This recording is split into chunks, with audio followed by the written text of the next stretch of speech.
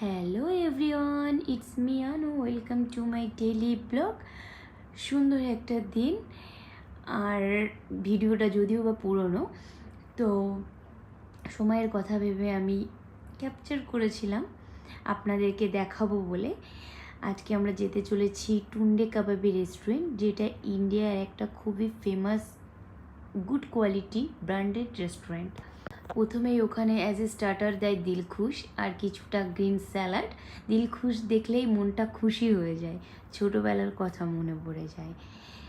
তারপর ওদের যে স্পেশালিটি সেটা হলো কাবাব বেস।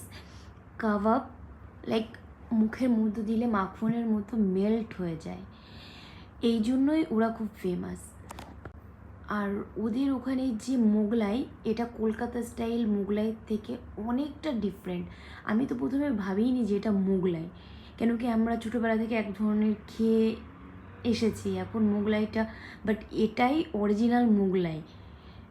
লাইক ভেতরে আমাদের যে পুরটা থাকে এদের এখানে থাকে না। আর মোগলাই যেমন আমাদের চালের গুঁড়ো রুটিটা হয়, অনেকটা ওরকম মুখের ভেতর দিকলে পুরো সফট, দেখতে পাচ্ছেন।